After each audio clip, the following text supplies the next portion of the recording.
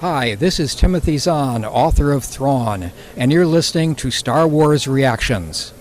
Good for you. There's been an awakening. Have you felt it? In 1977, George Lucas formed a legacy. The Force is with me, and I am with the Force. Inspired by mythology, his saga has become a passion for many. Feel the Force around you. His legend has become our story. It's true. All of it. One of resistance, We are the spark that'll light the fire that'll burn the First Order down. rebellion, Rebellion is built on hope. and redemption. I am a Jedi, like my father before me. This is Star Wars Reactions. Remember, the Force will be with you. Always. Well, hello, everybody. Welcome to the 141st edition of Star Wars Reactions. We're back, and oh boy, do we have a show to talk about tonight. Oh, man, it was incredible. We're not going to waste any time because we got a lot to talk about, and we have a guest joining us to talk about it. So let's get introductions out of the way. My name is Aaron Harris, and joining me is the man, the myth, the legend, the Thrawn to my Ruch, the David Motters. David, brother, what's up? Oh man, this whole recording is up. We're trying to make it happen with a good friend of ours, and I'm so excited he's with us, more so than ever, because he's always such a help and a support to us. But I'm ready to react and ready to bring on our guest, who's really having us as guests. Aw. Yes, if you could have heard all the Carabas moments before we even started, it would set a record. But thankfully, we have a wonderful friend with us. You will recognize his dulcet tones from the Rebel Base Card podcast. Please welcome our longtime friend, Greg McLaughlin. Greg, welcome back to Star Wars Reactions. Oh, it's a pleasure to be here, and it's so much fun because I love you guys. I love the show, and this is so much more efficient because now I'm listening and reacting at the same time. So I'm going to give my podcast queue a bit of a break from all the goodness. Right, everybody's doing such a great job on this show, but thank you for having me. This is wonderful. Well, you are welcome. We love having you on. It's always great to sit down and talk and get to hear your reactions as well. So, of course, we are discussing the fourth chapter in the Ahsoka series this week, the episode entitled Fallen Jedi, written by Dave Filoni for President, directed by Peter Ramsey. Of course, episode was released September 5th, 2023. And the brief yet effective Disney Plus synopsis: Hera risks her career to help her friends, while Ahsoka and Sabine confront their enemies. Bum, bum, bum. So let's jump into this. Let's get going with our initial reactions. Greg, you're our guest, so kick us off, my friend. What are your initial reactions to Fallen Jedi? I always consider it a good sign when I'm talking back to the TV, and thankfully I was by myself watching TV, so none of my family got to see me reacting in the way I was. But, I was already spent, and you're sitting there pointing at the screen. You feel like one of those DiCaprio memes where you're just sitting there pointing, and you're going, wow, and then wow, and at the end was a big wow, and I kind of figured that was kind of the end of it. But they had a little one more thing as we get ready for an impending iPhone announcement. So it just felt like Steve Jobs was just going, yeah, here we go, and here we go. And, what a week, right? Because we had the HasLab Ghost that got funded, and everybody's getting in on the last minute. And then you've got this, what you guys been saying, Rebels Season 5, as it were. So my reaction's just been it's been so heartfelt. It's been great. And just enjoying it, and also loving to get a share with everybody, right?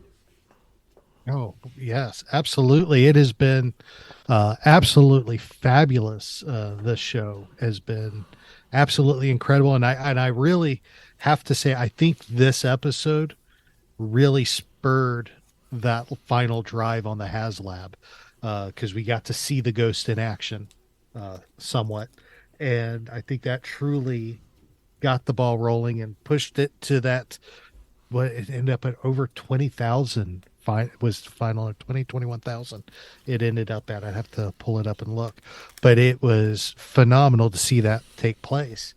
But for me, oh man, I was right there with you, Greg. I was sitting there pointing at the TV. I was standing up, waving my arms in the air like I just didn't care. I mean, it was absolutely insane. To me, this episode was the Star Wars equivalent of what the military calls shock and awe, because I was shocked, I was in awe, and I was just dumbfounded. And I have to say, in all the years David and I have podcasted together, and of all the shows we have watched and reacted to, this is the first time I can honestly say that as soon as the episode ended, my phone was ringing. And we both sat there on the phone completely dumbfounded, like, did you see that? Which fortunately his ended when mine ended, so it worked out perfectly. But it was quite incredible.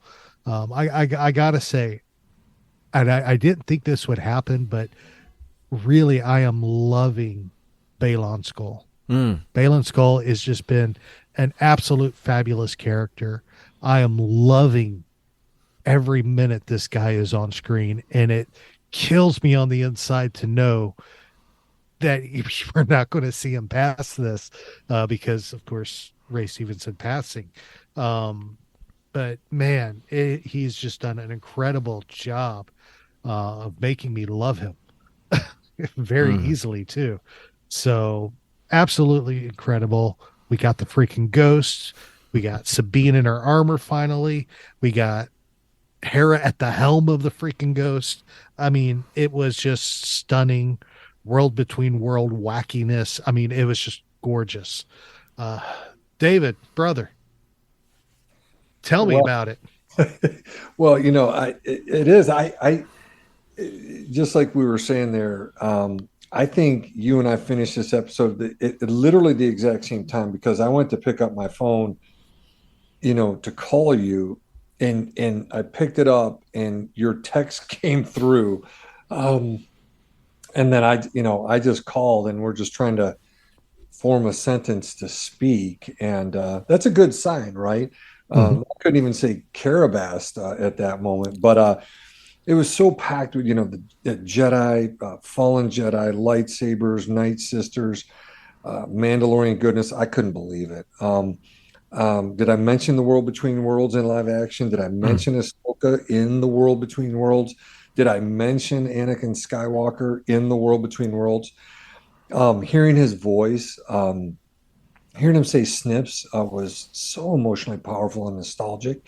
We just covered the Clone Wars movie in the lead up a few weeks back to the Ahsoka series premiering. And so to hear that, of course, I had the closed captioning on, so I could see it.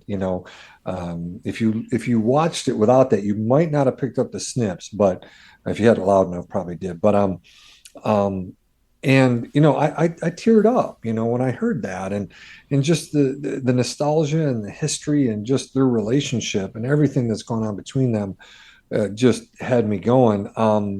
15 years. I was just thinking, I wrote this in my show notes. 15 years between the Clone Wars movie, August 2008, and this episode of Ahsoka, right? I know we just bumped into September, but literally, I wrote down here, talk about long form storytelling. That's 15 years from seeing that animated to those two standing there in live action talking to each other. So amazing. Oh, it is absolutely amazing. And you're right. You talk about playing the long game. They have really played the long game with this Ahsoka story, and it has been well worth it. A matter of saying. So, well, let's jump into some of these talking points we got here. And we got a lot, and we could have a lot more because there's so much about this episode to talk about. But let's talk about let's talk about what the kind of the main juxtapoint of the show of the episode was, and we're talking about Ahsoka and Sabine trying to stop the bad guys, and we're having to have to see them work together, or supposed to work together, and we see some detachment between the two going on, and I think Huang says it best when they're about to leave the ship and go look for their base, and he says, "Stay together. You always did better together." And we see, of course, that does not happen in this episode, and things don't go well for them, and it shows. But let's talk about the relationship between Ahsoka and Sabine, because there is an attachment there, but Ahsoka is trying to keep her at arm's length. And I think a lot of that, personally, in my mind, has a lot to do with everything she has gone through in her life. Her attachments to Anakin, her attachments, of course, to Kanan and and Ezra during Rebels. There's that attachment and that hurt that's built, trust issues over the years. Not necessarily trust issues, but keeping people at bay to keep herself protected and from being hurt. Of course, David, you're the doctor, so let's pick your mind here. What are your thoughts in this regard of Sabine's and Ahsoka's detachment issues? Yeah, this was fascinating to me, and really pushes this whole episode, right? For example, the reason why I wanted this in here is because we see at the beginning of the episode Ahsoka really checking with Sabine to see, will you make the right decisions? Can I trust you? Right? In essence, are you detached? Can you make this decision separate from Ezra? In essence. And ultimately, we see towards the end of the episode, Ahsoka's attachment to Sabine leads to anger, right? When Shin Hati shows up, right? She force pushes Shin Hati against the rock, one of the Stonehenge rocks there, because of her anger, thinking that Sabine is gone. And then when she does see Sabine, I think it was kind of like that last little bit that put Ahsoka over the edge, literally, right? Figuratively and literally. And Baylon Skoll is able to defeat her and knock her off the ledge. So here's Ahsoka asking her for detachment, and she ends up being attached to Sabine, and it affects her ability to fight Baylon Skoll. With Sabine, her attachment to Ezra ends up with her handing the map, the orb, over to Baylon Skoll. So it's these attachments in different ways that are really being the generator, the pusher of this story, right? And so it was interesting to see Ahsoka want Sabine to take the stance of detachment, but ends up being attached. And then Sabine's already attached to Ezra and wants to follow through on her promise to him. And but it ends up, right, when you have attachments, you can be hurt. And so I thought it was fascinating that Ahsoka ends up really being in a bad way because of her attachment to Sabine. I don't know. What do you guys think? Wow, and you get this every week, Aaron. This is amazing. I know. It's good stuff. I'm sitting there like, where's the popcorn? I'm like, no. I know, exactly. Well, listen, I'm ready for Rebel Base Card podcast, and Greg Cass literally asking Greg, right? Literally Greg Cass going, okay, here's my first question. Greg, what is up with all these attachments, right? I could see that being a question within it, and you guys just going off on it, But anyways, there's my Rebel Base podcast side note. Well, Greg, floor is yours. I was, it was curious because in going back and watching this again, I purposely wanted to watch Ahsoka's reaction to seeing, a young, not Vader, Anakin, and to see that look in her face. Because I even think we had a smile tonight from Ahsoka, which was, which was rare for the series up to this point. And so you're seeing a lot of emotions from Ahsoka. But I thought in the beginning, right, as Ahsoka was trying to tell Sabine, was trying to, to push the company line, I wasn't even sure she was buying it. And I think Sabine was even more like us when going, we're fine. And you can tell, okay, Sabine, you're not fine, but you're putting on a brave face. But I think even at the end when Sabine giving back over, I mean, I would have given, Ray would have convinced me to give that thing back over just because I'm like, yeah, I wasn't sure, and we brought this up on the show as far as like, did Ahsoka really think that it was an all or nothing proposition? Was there no other way to get, this almost felt like something that Ezra would say, like, no, we can do both. But Ezra in his last stand and part of the hologram going, hey, you have to sometimes make the tough choices. I made the tough choice. And it is kind of funny to see, Ahsoka, which we kind of thought, I was looking going, it didn't seem like Ahsoka was going to lose to him. And then, the emotions come back in. And so I kind of like that I hate to call it weakness, but I just felt that sort of like it felt real. And for a lot of folks who have been kind of grumpy over her attitude and things like that, I thought, she played it very well by not overplaying it. But I think if you go back and watch, I think there's a lot of subtleties in Rosario Dawson's performance tonight that was really, really good.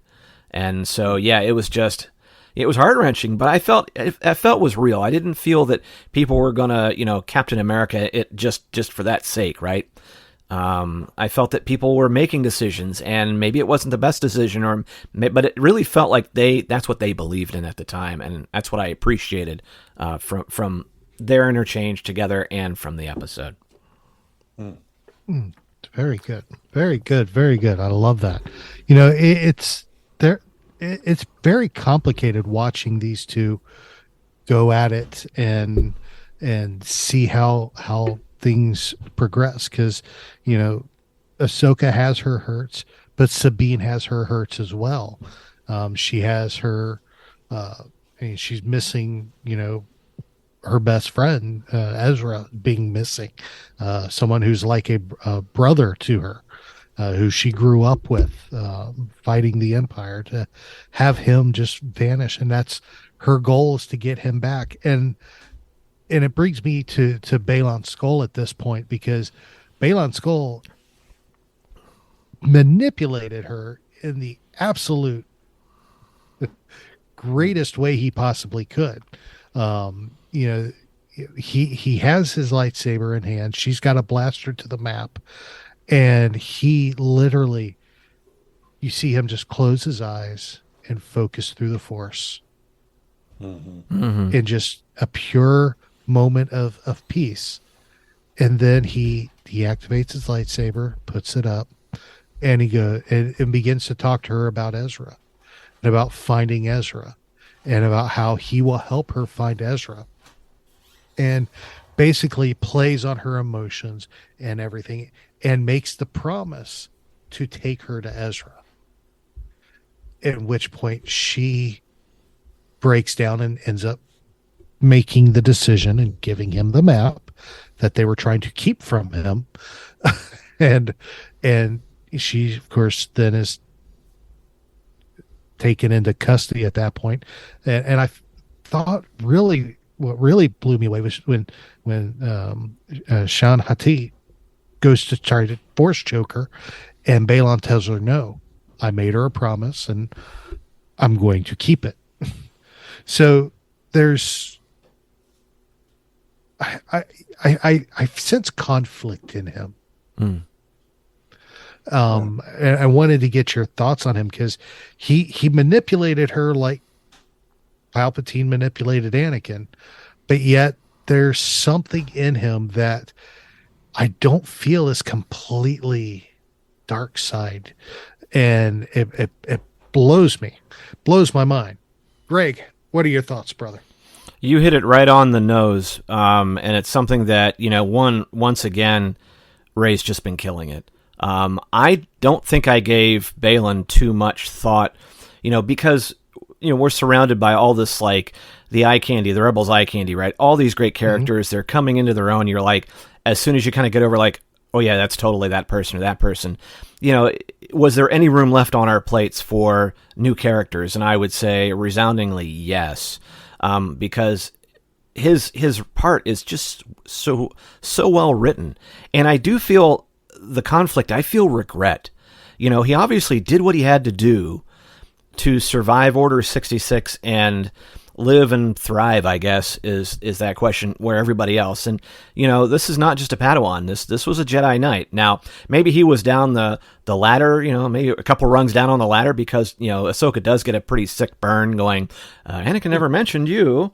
And I was like, but that doesn't mean he's in a good place. And I'm wondering, does he feel like this is his last hurrah? Like, I need to get this thing across the finish line and then I can live with myself. But it's just like, I really want to see, I would love to see some folks after, this season, let's get some authors, let's get some folks, and let's start writing up some stories about him, because this character is fascinating me. Now, unfortunately, Shin's been placed where she is, right? And she is definitely doing that job.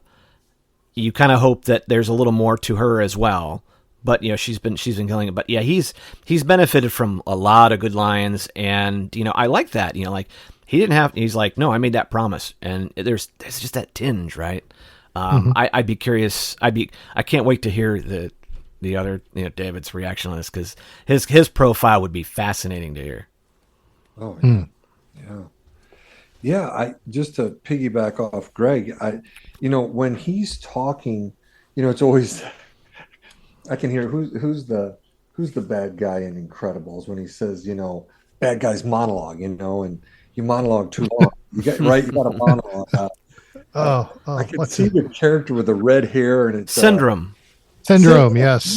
Yes. And he's like, monologuing, and of course they're talking to each other, and I'm listening very closely to what Baylon Skoll is saying, and I'm like, wait, is what he's saying true? Is it not true? Like, for example, when he says, for you and your master, there's just a line of death and destruction. And I'm thinking, well, yeah, for Anakin, but for Ahsoka, I think about what she tried to do in the Clone Wars. And when she's on a Star Destroyer that's, cresting down to a planet, and Rex is like, hey, they're all trying to kill us.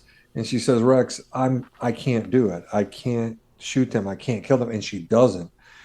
I think about her in Rebels and helping our Rebel crew. I think about her in, I was going to say Tales of the Jedi and stuff. You see her helping that farming community. I mean, for me, I don't put her with Anakin with all that death and destruction. And so, but he does say that, right? And he talks about her abandoning him, and again, it's just, kind of maybe manipulated, knowing that she didn't actually do that. It's like, well, wait a minute, Baylon, she was screwed over by the Jedi Council, and, and she left. She, cares about Anakin. He cares about her, but she left and says, I got to do a different path. It's not her abandoning him. I didn't see it as that. I didn't interpret it as that. But again, working that dark side kind of part of it. But there is a conflict. We see it even a couple episodes ago when he says, there's not many Jedi left, he said, and so it'll be horrible to see, Ahsoka be killed. So it's juicy, right, as a character, to have this kind of back and forth. I listened to Coffee with Kenobi, and I think Dan was talking about Dungeons and Dragons. Now, I don't play that, but Greg, you could help me here. So I think you've been to a few cons where there's Dungeons and Dragons action, and you've been there with Tom Gross. And Dan even said, he goes, well, how would Tom Gross describe Baylon Skoll? Like, what is it? Like evil, but with scruples, that kind of thing. Like he's evil, a bad guy, but he does, like Aaron said, he promises, I give you my word, no harm will come to you. And so far he's done that. But I don't know, Greg, what would his D&D... I would say I would defer to Tom, but I would almost say like a lawful neutral, because at this point, or you could say like chaotic good would be sort of like your anti-hero. But I would say as a lawful neutral would be something who sort of believes in that neutrality. And I do think that Baylon, he has definitely changed, but he's still like, he's brought on Shin as an apprentice. She's wearing the braid. And so there are some trappings, even though he's done what he's supposed to do. Obviously, they bled their blades. So you can't be this, but he still really believes, I think that may just his beliefs in whatever code that's left is all that's kind of keeping him on any path at all. Otherwise, and the only way it's probably kept him alive is to go, look, I have to do this, but there's still a part of me that even though it's not called, it's not Jedi, it is the way that I go, or it's, these, like some people who I guess who would have some pillars that would be, this is what me is. And if I lose any one of those, I'd lose myself completely, but I still have to kind of believe in something. Nice. Okay. Well, you bring up something interesting with his belief, because, during an interaction with Morgan Elsbeth, she tells him to have faith, and he says, faith is, or what was it? Faith, I lost that a long time ago. So he obviously has lost his trust in something, whether it's the Jedi, whether it's the Force, whether it's look good in the galaxy or whatever it is. He's lost his faith and his belief. So his foundation is shaken. And we see, and honestly, I think we're looking at a guy who is trying to find his way. What was it that Jango Fett said? He's just a simple man trying to find his way in the galaxy. I think that's what we're looking at with Baylon Skoll. We had a Jedi Knight. I mean, we don't know if he was a master or not, but he was obviously a Jedi Knight. He had apparently acquaintances with Anakin. We know he survived Order 66. So obviously he's been through it. He's been through the ringer. We don't know what happened to him in the meantime, but he obviously has had that trauma, that faith shaking trauma that is guiding him right now to whatever his ultimate goal is. We know he wants to see things destroyed to be reborn, but what is his ultimate goal? What does he feel his broken path is leading him to? What is his ultimate goal? Yeah. Well, we don't know, right? He talks about Thrawn, but it's almost like you feel like he's got a different goal than Thrawn, a different goal than Morgan Elsbeth. Mm-hmm. He's looking for something, but we don't know what. Right. They haven't told us. Right. No. And I think that I can't wait to find that out. And I'm wondering what kind of conflict that's going to bring when it shows up. Oh, yeah. So perfect.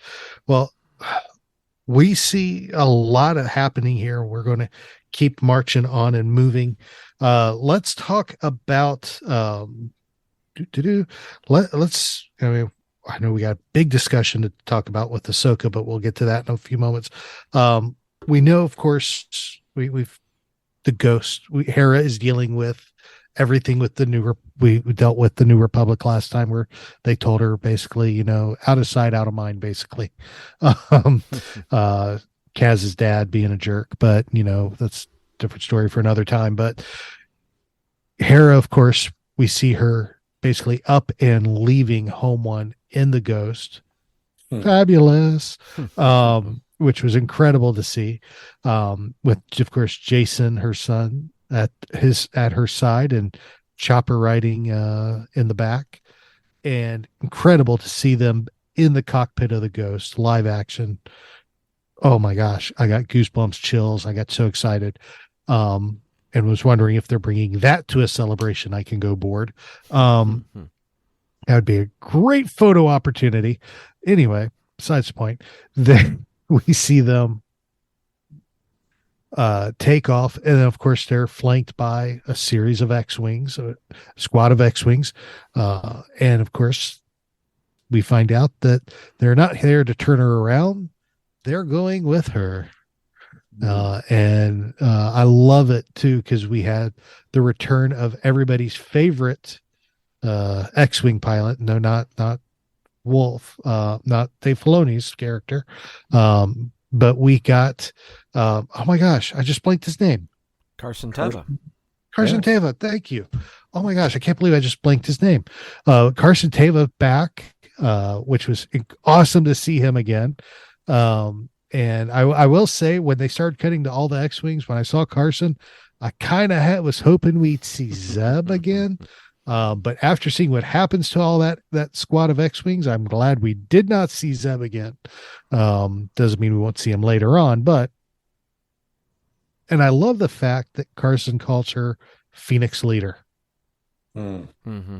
which of course, if you watch Rebels, you know she was Phoenix Leader in Rebels, and I love that callback. And of course, they go off to Cetos, where Sabine and Ahsoka are, and of course conflict ensues, and we see the Ghost barely escape with only 2 surviving X-wings out of the 6, which was, oh my gosh, an incredible way to see them go down by surviving the hyperspace jump for the hyperspace ring. But your reactions, gentlemen, Ghost live action, I got to hear them. David? Oh my! Well, I put in our show notes. Look, I know about Rogue One. I know, right? It's on the tarmac, right? And I remember Aaron losing his mind with a live action Chopper, who gets a quick little appearance there. And of course, we heard David Collins saying General Syndulla over the intercom, right? He's talked about that. Again, all 3 of us on here know about Rogue One and the end of The Rise of Skywalker, right? Seeing the Ghost kind of come in and be back there behind the Falcon as it comes in. But this is incredible. Like Aaron said, it coming off of Home One. I love seeing Home One. These X-wings, I thought it was 4, it was 5, I think, following they shoot and when they come out and they're flying, that shot that Filoni did of being off, I guess it would be, starboard side, not port, but starboard of the Ghost. And then, what Carson Teva says, open the, what is it? Open to it. Lock S foils attack position. Yes. And I'm like, this is awesome. As they're going in. And then when Morgan Elsbeth says, ignore them, make the jump, I'm like, what? And just seeing the Ghost and the X-wings dive down towards that massive hyperspace ring, I'm just like, this is mind-blowing. This is just incredible. And to see them kind of get through it, some of them, but other ones get torn up, unreal. By the way, the Mandalorian was in one of those X-wings, Brendan Wayne. He was obviously not the Rhodian, but he I'm trying to remember if he died or not, but you can see him. He, of course, I think him and Lateef Crowder were the Mandalorian all of season 3, right? Pedro Pascal's face wasn't shown at all, so it was those 2. And so so the Mandalorian was in this episode of Ahsoka. But I just, incredible. Phoenix Leader, seeing Jason Syndulla there, seeing the Ghost. I was so excited, so pumped, and I just was eating it all up, and so thankful the Ghost was not destroyed, right? We have a HasLab kind of, I'm like, no, this can't happen, right? The Ghost gets funded, and then what happens? Oh no! So I don't know. What are your thoughts, Greg? Well, as I was just sort of queuing it up again, kind of watching a little bit of it while you guys were talking, it's great to see Hera in, back running the Ghost, and you see Chopper there. Probably the most like calm Chopper that we've seen so far in his appearances in this series, because, I don't know how you top, last week when he was, trying to do the tracker and he was digging through his box of toys and whatnot. But, chills, especially when Jason, as we're kind of skipping ahead a little bit, Mom, I have a bad feeling, and you just go, all right, we've kind of held that image, from the Rebels, the closing shots of them, like in Spectre 8, 7 or 8, I forget who Jason's call sign was, but you're seeing that and you just feel like very comfortable, like, oh wow, it really felt like an episode of Rebels. And the interaction back and forth. And that's what I liked, how in this series, and especially in this episode, where the surprises kept coming, right? No one, we kind of, as soon as you saw, Captain Teva, you're like, oh yeah, why are we not? Well, of course we're going to see him because he's all over the place. And then you're like, uh-oh, as soon as the ring gets ready to power up, you're like, shoot, everybody get out of the way, get out of the way. But yeah, it was really nice because yes, great points by David and Aaron. Yes, it was in Rogue One. Yes, it was here or there in Rise of Skywalker. But now you're seeing it, and you're seeing kind of it in all its glory, and you're seeing a lot more of it. And so, it's a shame the series is half over, because I'm like, nah, let's keep going. I do have a feeling now we were kind of concerned that maybe that was all Jason we were going to get from the last episode. And you weren't quite sure if Hera was going to venture out. We saw the Phantom. So I like these slow reveals, and I'm really hopeful now that we'll get even more of the Ghost next week. Because, of course, poor Hu Yang's out there looking, and I was like pulling what's left of my hair out last night going, is someone going to pick up Sabine's helmet, please? That was just driving me nuts. If you listen to the other show, I'm going on about it because I hate when people leave stuff. But I'm like, well, somebody's got to help out Hu Yang, and why would you not want a Hu Yang Chopper meet, right? So, even though it's like, oh my gosh, they're going to go get Thrawn, I'm like, somebody pick up the stuff. Let's see a couple of shots. Maybe they'll work on the Ghost. Just give me 5 minutes of them working on the Ghost. It's all I need. And then, I don't know. It's almost like we just can't get enough. Oh, definitely. We can't get enough. We need more and more and more of this. And you're right. I can't believe it is only halfway through the show right now. It is hard to deal with. to think that we're halfway done right now.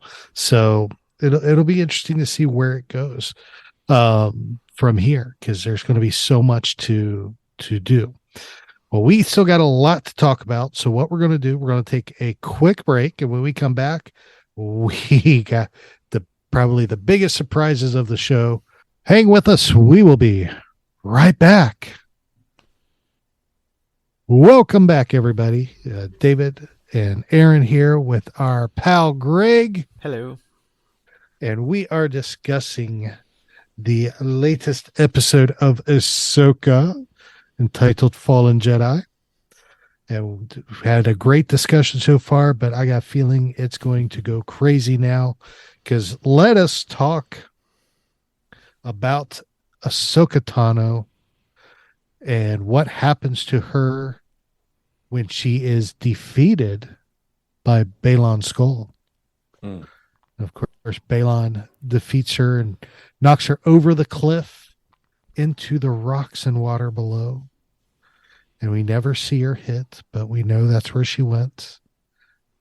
And of course, he then turns his attention to Sabine, like we talked about earlier.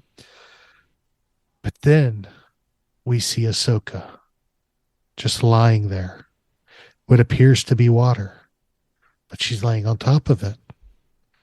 And then as the camera pulls back and she stands up, we realize she's not on water. She's on an energy bridge. And as we pan around, we have seen this place before. We are in the world between worlds. Oh, so much happens here in the World Between Worlds. I want to try to break this down, because the World Between Worlds is something we were introduced to in the 4th season of Rebels.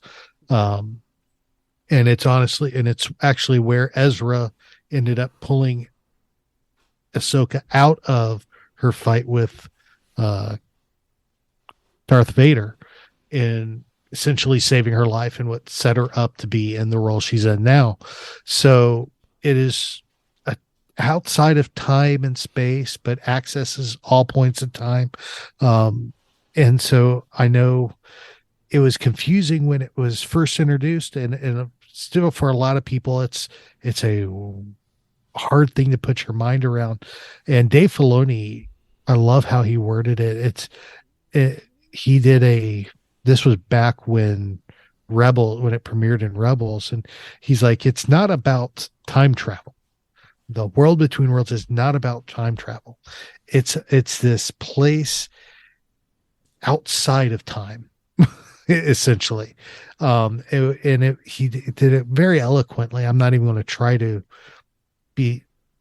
tell you. I'll just have to post the video, and y'all can hear Dave's explanation. But fabulous to see it in real life, or in live action, I should say, not real life, because I haven't been there.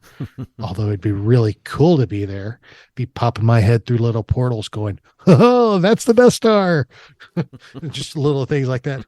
Oh, what's up, Leia? Just little things like that. I'd be going insane, going crazy. I'd probably pop my head through the wrong hole and get decapitated at some point. But, either way, it'd be worth it. But I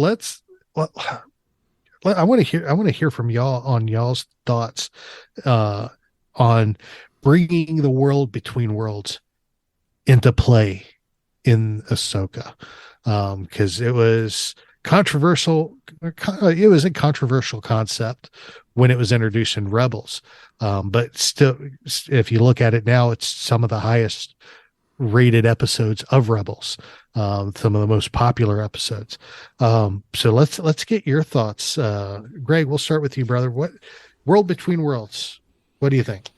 I had to go back and watch a lot of that episode of Rebels, and so that really kind of prompted me. And I loved, the lesson that Ezra learned, because as soon as Ezra kind of figured out what was going on, he wanted to immediately, he ends up saving Ahsoka, but then he figures out I'm going to go save Kanan, and Ahsoka really has to talk him out of it, going, you would end up killing other folks, but it's like, you would kind of like everything that Kanan sacrificed would be lost.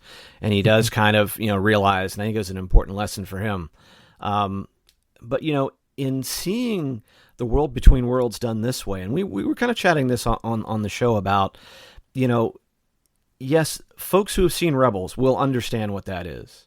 But if you are coming in, or if you haven't watched the animation, I get the sense that there won't be a ton of explanation for it, because it'll give us exactly what we need for the story, but those who have watched will get a lot deeper appreciation for it. And I do think, and I mentioned that I think a little bit of this goes a very long way, because I think you could really, we were talking like it could be a crutch if you're not careful.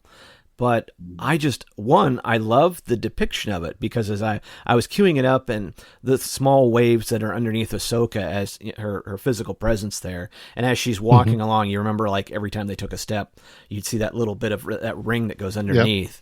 Yep. And then, of course, who you meet there and how you meet. I think someone was even mentioning in the chat that, Anakin didn't look like he had that scar that, that we'd seen before. So fascinating, right? And I was also saying that, I have one of my autograph cards is a dual autograph of Ashley Eckstein and Matt Lantner. What kid is going to love pulling the, Hayden Christensen, Rosario Dawson dual auto? That'll eventually come at some point if Topps is on its game. But yet, it was amazing to see it, and that was sort of my, oh my, I can't believe we're doing this. And you could have brought back Hayden Christensen in a number of different ways, but getting it this way is a little extra special. And, I don't think Dave, like we know from the Clone Wars, right, with the Mortis trilogy and with the World Between Worlds and with the Loth Wolves, they're not afraid to get a little crazy. Night Sisters, for heaven's sakes. I'm here for it, and I know it'll be a little more toned down because maybe for more of a general audience, but come on, we all pay for this. If you're paying for Disney Plus, which is how you're seeing it, at least a little enough of a lot of these franchises, even though it looks like we're getting a price hike, by the way. So it was just great to see, and I just gimme. And another thing, I think Colby was saying, it's like, wake me up when it's next week. Because, just like, you folks were saying, like, you were texting back and forth with each other, right? You can't wait to talk to somebody about it, but that not everybody has seen it. And so, like, Mary and I are like texting back and forth, and I'm texting with David a little bit, and I'm texting with Aaron a little bit, going, oh my gosh. That's what's made it. And tell me, when was the last time we were doing that? Where it was like we couldn't even wait to talk to somebody about this. And so, no, definitely moving in the right direction. Oh, absolutely. We're moving in the right direction. I love that. And I love the fact too, that this series has honestly got people back to, all right, it's releasing at 9:00 Eastern, 9:00 Eastern. Nobody talk to me. Leave me alone. It's back. Feels like it did back before all the streaming stuff happened, when people would rush to their TVs to catch their favorite show. David, let's talk to you, brother. World Between Worlds. Well, look, Greg just laid it out. I love what he said there a second ago. Gimme. More. I love it. And that's, you just feel this way. Like all three of us have talked before that, there's a payoff. Like when you spend the time, reading the books and watching the shows, Dave Filoni's going to reward you for that. Like you mentioned, Phoenix Leader, and here's a World Between Worlds. I have a buddy who lives out in Anaheim, and I got to see him briefly, and he's not a big Star Wars fan. And so his sister and brother-in-law, his brother-in-law is a massive Star Wars fan, and says, dude, you can't be watching Ahsoka without watching the 4 seasons of Rebels. And so he texted me, he says, so what do I do? Do I watch the 4 seasons of Rebels? Do I just do this? And I said to my buddy, Chris Warmbold, I said, Chris, you can do either one. And, Greg was just talking about it there a bit, like we know this. Like Greg jumped back, and I did the same thing. Went back and I watched those episodes of Rebels and watch those interactions between Ahsoka and Ezra, and we even see the Emperor there in the World Between Worlds, and just beautifully animated. Now in my mind, I'm like, wait, oh my God! I told him, yeah, you can watch Ahsoka. Now I almost went back and said, no, you need to watch after this episode ended. I'm like, he's not going to get what that last part was, right? And I thought Greg said, well, less is more. But if I almost changed my tune. I'm like, I want to, call him or text him and say, no, dude, you better watch all 4 seasons, because then the end of that is so much richer, so much more emotionally provocative, right? The three of us knew what that was. So I've been thinking about that. The other thing is that, do you guys remember when we saw the initial trailers for Ahsoka, and we saw Ahsoka fighting Baylon Skoll there at that Stonehenge type of place? And when you saw the outer blue globe kind of aspect, we all first saw that and thought, wait, is she battling him in the World Between Worlds? Right? And I kind of feel like Filoni was messing with us a little bit. Yeah, you think this is it? No way. Here it is here at the end. And so anyways, it was neat to see it revealed that way. And I know I'll stop there, because I know we've got to move forward to Anakin and what does that all mean. But anyways, just like Greg said, it was incredible to see a real big reveal for us, and so much richer because we've done our homework. Yeah, absolutely. And for your friend, of course, you can tell him to do what Dave Filoni suggested, which was, before you watch Ahsoka, you should watch the 4th season of Rebels. Don't have to watch the whole series, just watch the 4th season, which is what Dave Filoni said in an interview, I think 2 or 3 weeks before the show actually premiered. So, so fourth season will catch him up. But then he needs to go back and watch the rest of it because he will enjoy it. Well, he's into season 2, he said. He Okay. started season 2. So I might just tell him, just keep it going, baby. Yeah, at this point, just go with it. Well, and on that, it was like like David, I'd watched the Clone Wars movie in 2006 when it first came out, and I watched the first few episodes of the series, but I kind of checked out because we just finished with, Revenge of the Sith. We'd already had the Tartakovsky Clone Wars series, and I was like, do we really need more? And I didn't quite get how they were planning on doing the Clone Wars, which was like they're going to go a little bit of everywhere, but they're as they're doing it, they're wrapping the story between Anakin and Ahsoka and whatnot. And so, but it was a lot of Rebels, it was like listening to you guys, listening to Coffee with Kenobi. And then, Ahsoka appears and, oh yeah. And then I have to, and there's Rex. And then you go back to Clone Wars. And so, Rebels kind of got me back into Clone Wars. And I would say, I hate to, all good. You will get a lot more, obviously, if you watch this. If you're enjoying what you're watching right now, go for it, because I want someone... I don't want to seduce them with you can watch.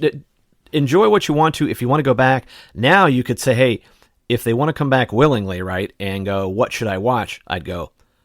Then you start having fun going, all right, we can do a little machete order with some of these Rebels episodes, because it's a lot. There's some ones that go, okay, I don't have to watch that one again, but definitely a little bit here or there. But I would have at least have said, watch the last few episodes of season 4. Because that'll really bring you up to speed, and then you'll get what the ending or the epilogue, but then it's like then they'll discover, and then you go back and watch the end of that season 1 or season 2, and there's a lot of good stuff there, and you don't have to watch it all, but there's some good stuff, and now it'll mean it to you because now you've seen those characters, and then you go, oh, I want to find out more, and so then you can go back and watch some more stuff. Well said. What's that? Well said. Well said indeed. All right. So David brought it up when he was talking World Between Worlds. And as Ahsoka Wake is looking around after she comes to, she begins to hear the voice. A voice that is familiar to her. That addresses her as, hey, Snips. Didn't think I'd see you here so soon. Of course, everybody, of course, if you've been watching the show or watching Rebels, watching Clone Wars, if you're familiar with the Ahsoka character, you hear that voice and you get chills because you know who is talking to her. It is her master. It is Anakin Skywalker. And as she turns around, there he is, Hayden Christensen in all his glory, in his Jedi outfit that we see in Revenge of the Sith. Oh my gosh. You talk about chills. I literally was like, by that point, I was on my feet, hands on my head, going, oh my gosh, I can't believe we're seeing this. And it was just, oh my gosh, her face.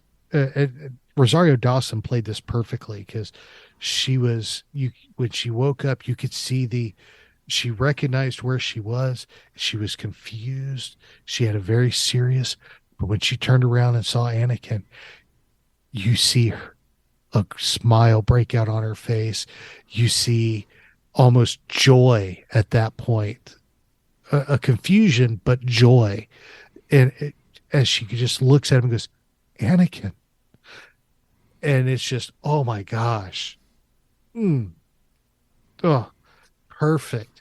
Because, knowing their history and seeing their story play out through Clone Wars and even their fight in Twilight of the Apprentice and Rebels, it's just so your heart breaks for their relationship. And and then just seeing them together again on screen was just, oh my God, stunning.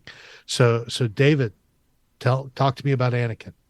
Well, right. As soon as, like you said, as soon as you hear snips, and like I said, I had I do the closed captioning for every episode, and saw that, and immediately knew it was him, and of course recognizing Hayden's voice. Now, all three of us here again know that we, in another trailer, and it would surprise me, they revealed Hayden Christensen's voice redoing Matt Lanter's voice from Tales of the Jedi.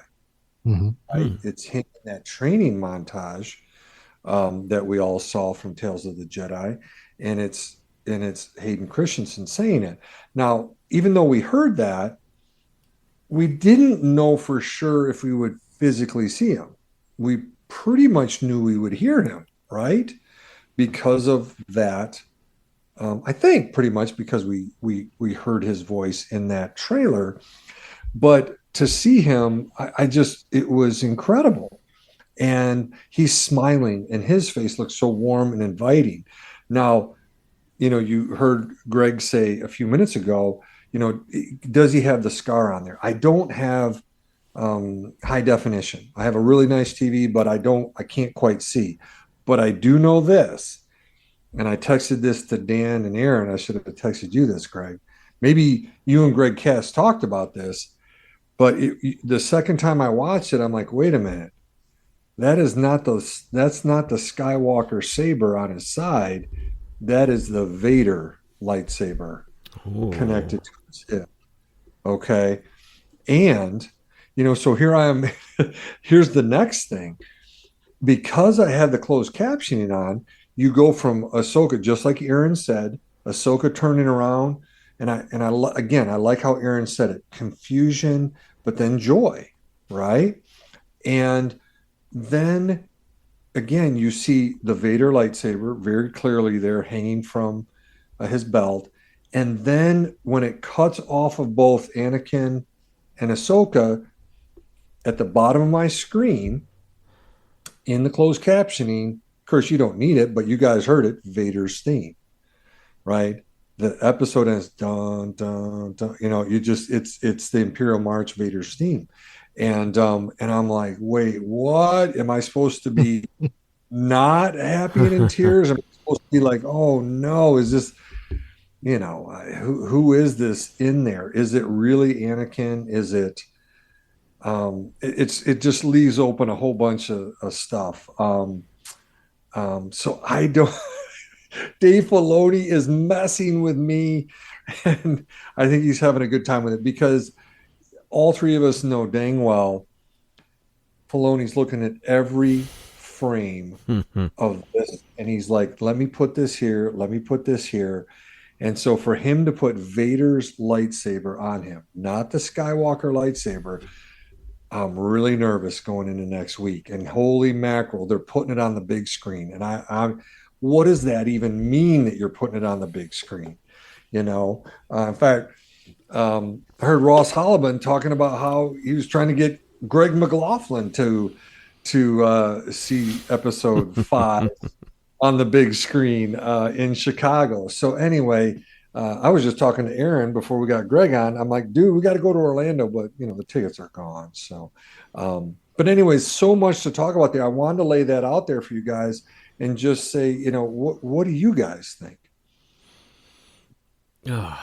It's funny. I didn't even notice until you'd mentioned it.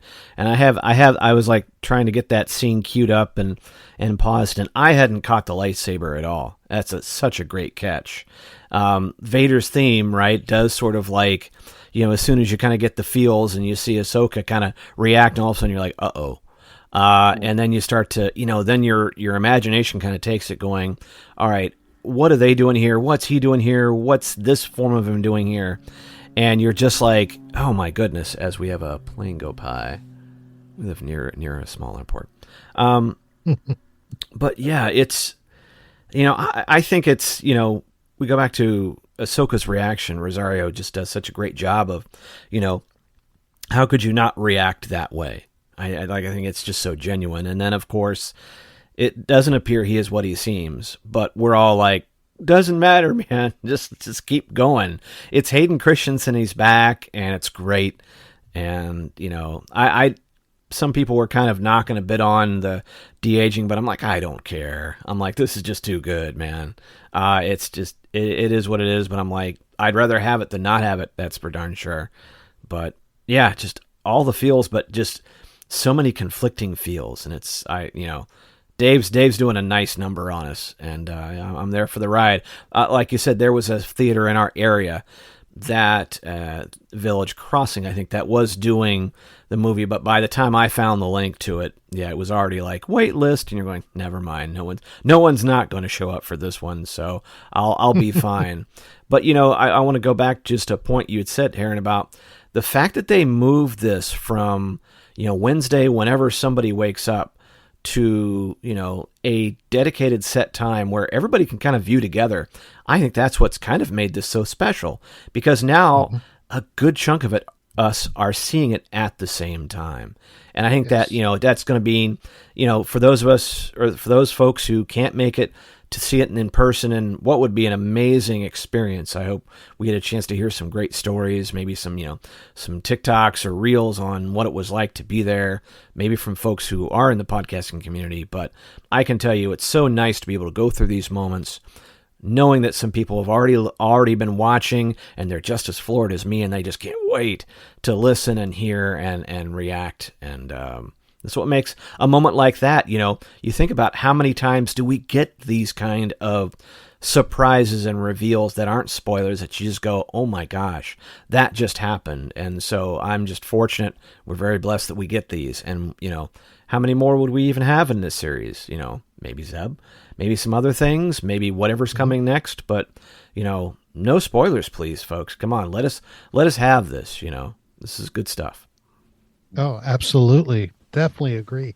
And playing off the episode in the theater, episode part 5 being shown in theater, as epic as this episode was, for them to say that episode is going to be so epic you need to see it on the big screen. I can't imagine what is going to possibly happen I can a little bit in the next episode that is driving them to put it on the big screen. Jeez. And of course, and it hit me, David, when you said, and if y'all listen to the show, we don't speculate. We don't like speculating. We like going with things as they're given to us. But I couldn't help but think, David, when you mentioned the lightsaber being Vader's lightsaber, and then of course we all heard the ending music with the Vader's theme. Are we going to get a Twilight of the Apprentice fight part 2 in the World Between Worlds? Ooh. That's what I was wondering. Oh my! Like I said, I don't know what Filoni has cooked up, but I was thinking about that. Is this Vader saying, hey, our fight was cut short. Here we go. Let's finish what we started. Yeah. So if that happens, wow. And then where does it go? I don't even know. I guess, I got to just, Yeah, exactly. Breathe, Dave. Breathe. Hyperventilating. Come on, stay with us. Okay. All right. I'm here. Panic attack. Right. Panic attack. How many microphones am I holding up? Yeah. 3 right now. So it's going to be fantastic. And this episode was perfect. And I one other thing I want to ask you guys before we start wrapping things up here. Did y'all catch the nod to Raiders of the Lost Ark? I didn't. Help me. I saw you put it in the show notes. What is it, buddy? When Ahsoka grabs the map and it burns her hand. Yes. Yes. Just like the medallion in Raiders. Nice. So David, I only had it because we talked about it last night, and of course, Greg Cass, who I think is in a theater right now watching the Indiana Jones movie. So we've lost count of how many times he's seen the Dial of Destiny, but he's probably watching it as we speak. But yeah, it was brought up. But I thought that was a great Easter egg, a great a nod to it. Nice. I thought so, and of course. That wraps it all up for us. Was there any other points y'all want to hit on before we go into our final reactions? I'm good. How about you, Greg? I just love that there were so many different, like one of the last questions we came up with was, which was the best scene stealer in this. And I love the fact everything from like Hu Yang, getting all four limbs in on the fight with that assassin droid, and Carson Teva, Appa from Kim's Convenience, gotta love it. Jason the Ghost, him, right? So many great ones. This episode was put together so well, and there was a lot of great elements from it, and it was just it was a pleasure. It's almost like I would have wanted more, but I really think with everything they did. With Morgan, with Shin, with Baylon, so also well done. What a great episode! Absolutely, very good, very good. All right, well, with that, that wraps up our discussion. We're going to go into our final reactions here.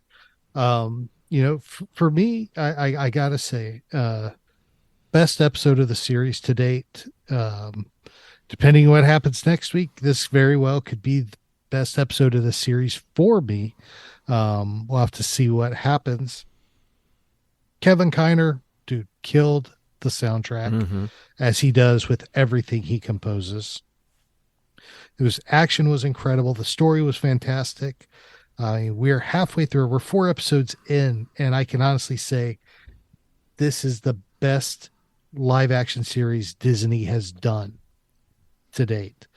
And I have to say, this is right up there with Rebels and Rogue One as the best Star Wars Disney has made, period. It's just fantastic. Well done. It's gorgeous. I mean, I love everything about this. And I got to say, we end on the cliffhanger with Ahsoka in the World Between Worlds, Sabine in custody, and the hyperspace ring has made its jump. The map has been destroyed. And do you know who's going to be, I got to ask you guys, do you know who's going to be the hero of getting him there now? I think the Purgle. It's going to be Chopper. Oh, Chopper got that. Chopper's the one that landed that tracker on that hyperdrive. They're tracking him. I'm just saying, it's Chopper. It is attached to the hyperdrive. That's Oh, that's interesting. Oh my gosh! Watch it. It's on Watch the it. shuttle. This is my prediction. David, Chopper's he's the been hero. saving this. David, he's been saving this little gem. He was dancing around this one, but he wasn't going to give away. He pulled this card out, kind of like Lando and Solo, a Star Wars. There it is, right there. Always got something up my sleeve, and it usually involves Chopper. Good stuff. So, but yeah, fantastic. I loved it. This was A plus material all the way around. I loved it. David, how about you, brother? Yeah, well, first of all, silly me for saying anybody but Chopper when it comes to being a hero. What am I thinking? I don't know. Like, I think You're not. Well, right. No, I'm not thinking if I don't have Chop involved. But when I called Aaron, one of the things I was just visualizing was like, are the Purgle going to grab a hold of the ghost with Hera and Jason in there and Chop? And maybe like Greg says, you pick up Huang and get the helmet, Sabine's helmet. Get the helmet. Right? Get the helmet. And then it's all on the ghost. And I can just see a Purgle wrapping its tentacles around the ghost and poof, being able to go there, right? Because, we see the Purgle symbol all around at that Stonehenge thing that they're capable, they can get there. So anyways, that's what I was thinking. But all right, we'll still go with Chop, but I think the Purgle are going to be part of this. Okay, so all right. No, and I was going to say this, when we do think about the Disney era, it's September of 2023. They bought it, Lucasfilm, in October 2012. So we're at 11 years. And I would agree, Rebels, Rogue One, and this, excuse me, it's incredible. I can't, like we said a few minutes ago, I'm trying to get my head around what they're going to do for part 5 at the theater. And then what does that even mean for 6, 7, 8? I don't know. But I'm excited to see what it is. But so far, incredible. I thought last week was the best episode. And this one's even better. And hopefully with 5, it's even better. Very good. Very good. Greg, brother, what are your final reactions to Fallen Jedi? I'm concerned that Chopper doesn't have enough people to kill. We know what Chopper's capable of. And I think there needs to be a couple of assassin droids that bite it in the show. If I may add some to this great story, I think Chopper needs to wipe out a couple of assassin droids and or henchmen. Hey, if you want to take out Shin too, I wouldn't object it, because Chop's got to get the body count up. Yeah, he does. But yeah, I think it's just one of those. It's so I'm enjoying this so much. I think that when you're talking about like over the last few series, as the volume was amazing to begin with, and then you start kind of seeing a little bit. We're kind of looking for it, and so in some cases we've been a little maybe underwhelmed in some of the special effects. I think with the fight, like in with the fighters and the ghost, or in the previous episode between those snub fighters and Ahsoka's ship, that was right out of A New Hope, and then in this one you have the kind of that nod to The Last Jedi with the Holdo maneuver, and all these folks, the great job that they've done on the World Between Worlds. The effects are amazing. I think if you can knock Hayden's de-aging a little bit, and someone going, why isn't Zeb there? Then you go, you know what? Hey, maybe Bob didn't give him Zeb kind of money for this episode. That's fine. Save Zeb down the road when, you don't have to put everything into it. But I think for what they've given us for a series on television, I've been really happy. I'm a big Rebels fan, big fan of the Reactions podcast when you guys were doing Star Wars, when Rebels Reactions. And, coming back and being able to listen to the show after I've watched it, after it came on, Disney XD? My gosh. And then you folks talking about it. And so this is nice because, I'm listening now. I'm getting a chance to engage with you folks and with a bunch of folks. And so this is old home week for this whole series. And it's been a joy. And even, talking to David about, trying to finish Heir to the Empire and picking up a couple of little things here and there, and it's been fun. So, I can't wait to see what's next, but I also know that, this ride's going to end probably way too soon for all of us, and we're going to have to wait for a while. So just, grab onto an online friend or Star Wars friend you love and just enjoy this ride, because it's a good one. Well said. Well said. It certainly is. It is quite the ride. That is for sure. So. Well, that wraps up our discussion on Fallen Jedi. And of course, we want to hear from you. Let us know what you think of Fallen Jedi. You can do that on any of our social media platforms. We have Facebook and X, formerly known as Twitter, at SW Reactions Pod, Instagram and Pinterest and Tumblr at SW Reactions, email swreactions@gmail.com, or of course you can leave us a voicemail on SpeakPipe at speakpipe.com/Star Wars Reactions, and let us know what you think. Of course, we do have one voicemail, which we're going to play for you, from our good friend Christina, who was on the show with us last week. So let's play that right now. Hi, Aaron, David, Christina here. I just wanted to send in a quick reaction to the most recent episode of Ahsoka, and oh, wow, it was sensational.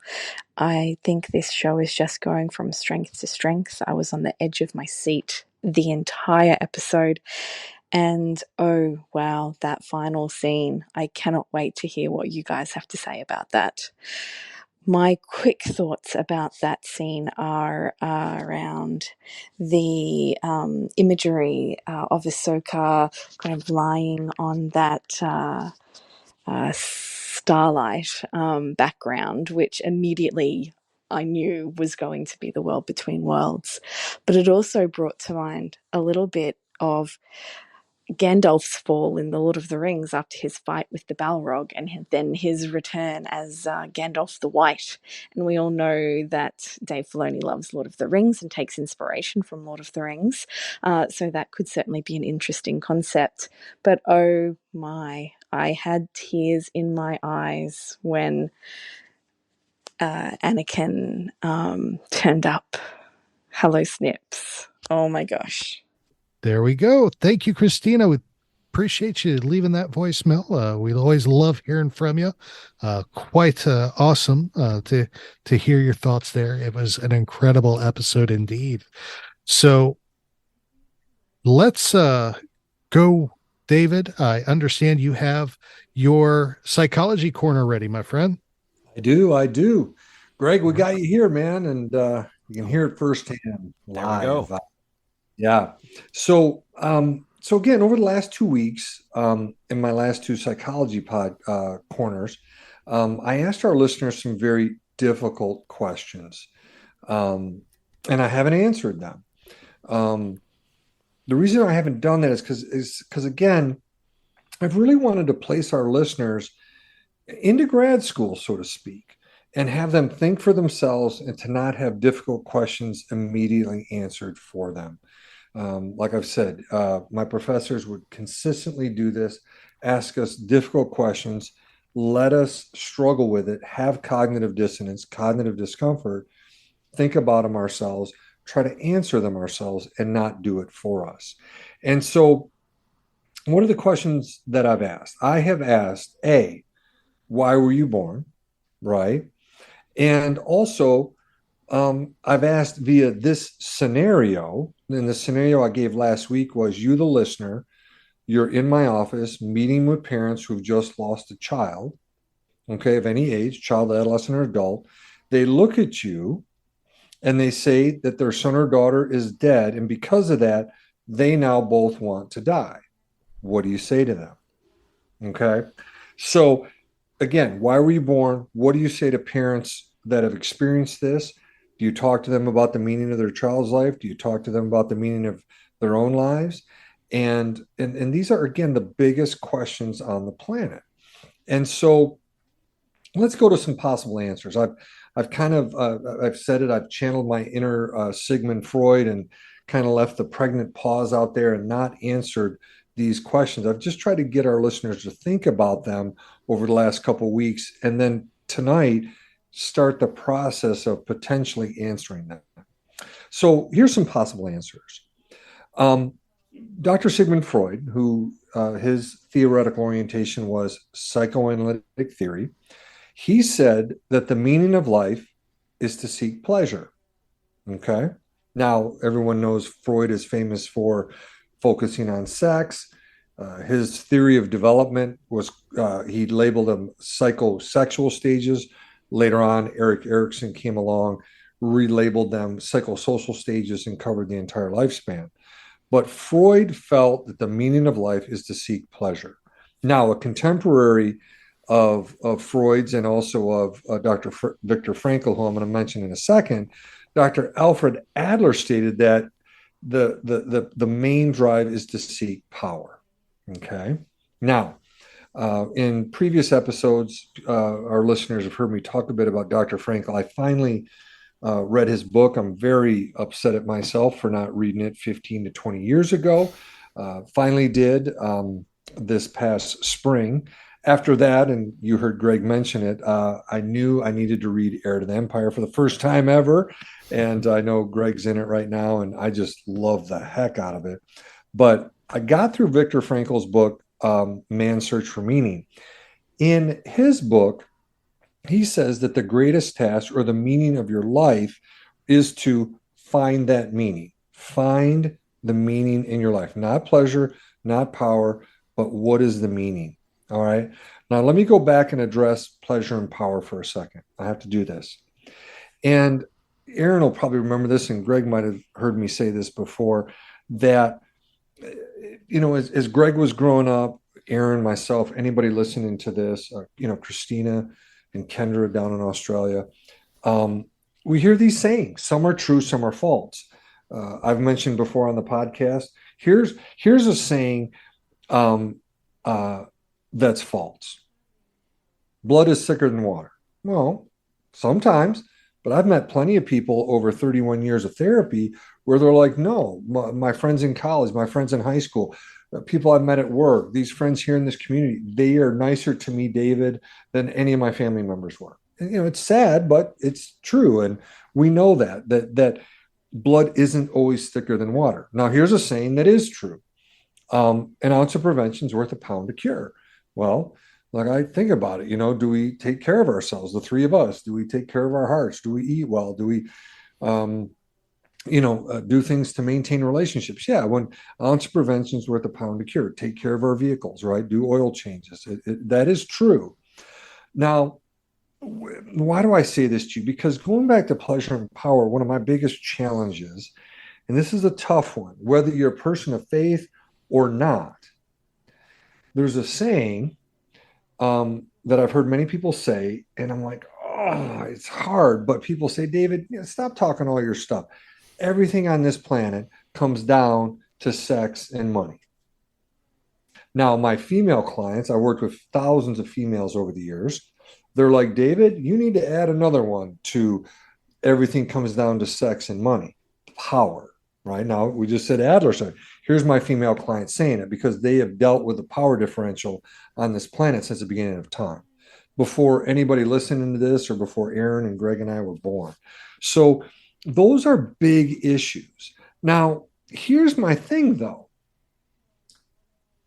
How many, there's 7 billion people on the planet. Our most recent census said that we had roughly 333 million people, right? 2010, I think we had 316 in the US.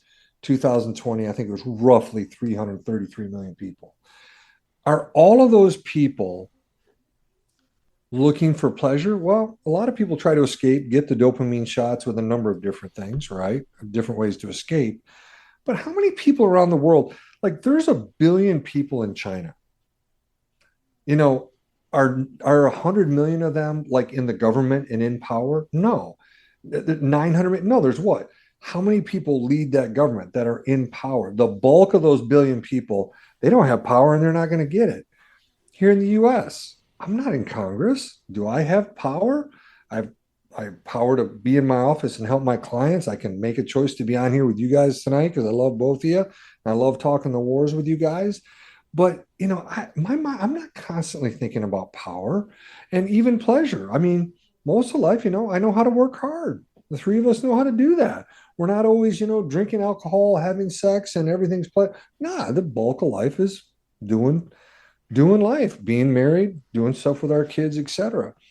And that's why for Frankel, I really think he really starts to narrow it down because in the book, there's a forward and an afterword that's been added to Man's Search for Meaning. In the afterword, the author who was writing it says that Frankel was asked, what's the meaning of your life? And Frankel wrote it down on a piece of paper, and he asked his students to guess what he had written. And actually, one of the students guessed it correctly. The student says, I think you wrote down that the meaning of your life is to help other people find the meaning in their life. And Frankel said, yeah, that's true. That's what it's been. And so I just wanted to get to there tonight, bring it out from wide down to narrowing it down a bit. I have a lot more to cover over the next 4 episodes of Star Wars Reactions, which will then cover the next 4 episodes of Ahsoka. And I'm going to get into more details regarding the meaning of life. But I want to leave it there at this point, and we'll get some more insights from Dr. Frankel as we go along. And so there we go. Get us thinking, want to narrow down a little bit, and hopefully we've got everybody who's listening getting their brain juices going in a good way. All right. So there you go. Very good. Very good. Very good. David, if somebody wanted to talk to you about your psychology corner about Star Wars, how would they go about doing that? Absolutely. The best way is still with, Twitter X. I guess that's what I've been calling it. And that's at David_Modders, Modders. Instagram. I'm not as prolific as Greg and his Rebel Base Card. He's got the coolest stuff. I see him posting things all the time. I got to brag on him. Check out his Instagram. I love it. And all the stuff he puts on there. Greg, I love the most recent pictures you put on there of some of the Star Wars Marvel comics that you I love it. All the card stuff, etc. But I've tried to post more Star Wars stuff. I said I would, but Instagram for me is just simply look up my name and there I am.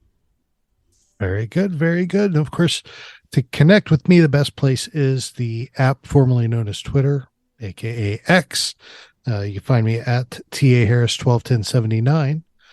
Greg, brother, tell us how people could contact you and how they can find Rebel Base Card. I'm glad I was sitting down for the psychology corner, because that was amazing. And it was a treat to kind of see, because we do have video going tonight, to kind of see him kind of working through that. So that was that was another popcorn moment and a great piece. You need to do some TED Talks, my friend.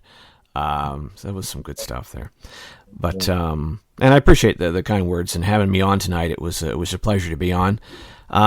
Most folks can find me in the socials at Rebel Base Card. I am on Twitter /X. Instagram. I've been working more with Threads lately, and I think with the stuff that happened to Twitter, I've been trying to cross post a little more. Throwing some stuff on Hive, and a lot of the stuff I post on Instagram does make it on Facebook as well, where I'm at Rebel Base Card as well. And then if you're wanting to join us on the podcast where we talk about collecting, Greg Cass and I are doing the Ahsoka shows where we trade questions back and forth, and we got to have you guys on, because I think it'd be fun to have you trade some questions with us. But you can find that in Apple Podcasts, Google Podcasts, Spotify. If you look for the Rebel Base Card podcast, that's where you should find me. We'd love to have you join us, and just love being a part of the community that you guys are in.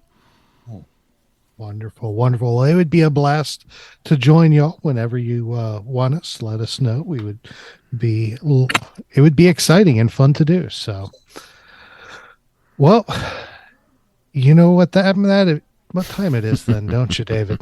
Greg? Well, once again, last week I had Christina with me. I didn't have to endure this alone. This week we've got Greg. I'm so thankful you're here, Greg, that I don't have to suffer. My virtual hand is on your shoulder as we brace for impact from what will be the dad joke of the week. So yes, it is time for the Star Wars dad joke of the week, and I got a great one for you. Are you ready, gentlemen? Yes, we're ready. Here we go. What is Palpatine's favorite TV show? Oh no. He's laughing. I haven't even got to the punchline yet. What is Palpatine's favorite TV show? Game of Clones. I'm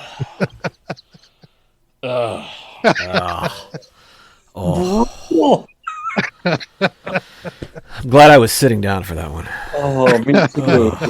Falling down at this point. Greg, this is what I'm dealing with. Here's the thing.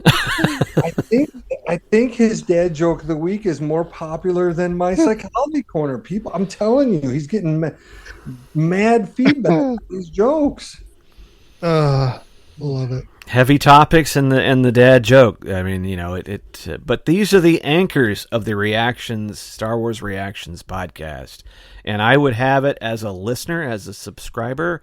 I wouldn't have it any other way. I mean, you know, you got to take the good with the bad. I mean, right? You got to take that. You're like, all right, here it comes. But that's what makes you guys you, and it's what makes this podcast special. So there we go. Exactly. It's like we're like the Phantom Menace. David's the serious Qui-Gon, and I'm Jar Jar. Right. and you know, like Greg said, I think it's good we do the psychology corner, then end on a fun, light note. Absolutely. There we go. Absolutely. Well, Greg, thank you so much for joining us, my friend. It has been awesome having you on with us again. David, brother, this has been a blast as always. Oh, loved it. So thankful to record with you again. So thankful to record with you, Greg, and all your help tonight behind the scenes. We love you. We love Robo Base Card Podcast. Love everything you do on there with Greg Cass, with the breakfast inserts. Love those. The format that you guys have on that show. It's everybody needs to listen. I don't miss an episode. I'm trying to catch up on several other episodes that Greg has put out on the 30th anniversary of the Star Wars Galaxy series and stuff. Just fascinating. Oh, just so well done. And so, everybody get over there and do that. But thank you again, Greg, for being on. And this was a wonderful time. No problem. And by the way, you'll be on for as we start talking about the 40th anniversary of Return of the Jedi cards. You and Tom Gross, we still have that episode in the can. Trying to get some of that stuff out, but you were nice enough to come on, and it was fun. And you know, always love hearing from you two. And I wish many more episodes to come from Star Wars Reactions. Well, thank you. We appreciate it. It has been a blast. Thank you, everybody, for listening. Y'all are the greatest. We love y'all. We're praying for y'all. Be good, be kind, do something nice for somebody this week. Change somebody's life. Make their day just a little brighter. Remember, this is your place for elegant discussion for a more civilized age. If you'd like to share your thoughts, you can email us at show@starwarsreactions.com for our show notes and the latest news from the Star Wars universe. Visit our website at www.starwarsreactions.com. You can also follow us on Twitter at SWReactionsPod or on Facebook at Star Wars Reactions. If you enjoy our show, please leave a review on iTunes. This podcast is not endorsed by the Walt Disney Company or by Lucasfilm Limited. It's intended for entertainment and informational purposes only. The official Star Wars website can be found at www.starwars.com. Star Wars. All names, sounds, and any other Star Wars related items are registered trademarks and or copyrights of Disney and the respective trademark and copyright holders. All original content of this podcast is the intellectual property of Star Wars Reactions unless otherwise indicated. Star Wars Reactions. Elegant discussion for a more civilized age.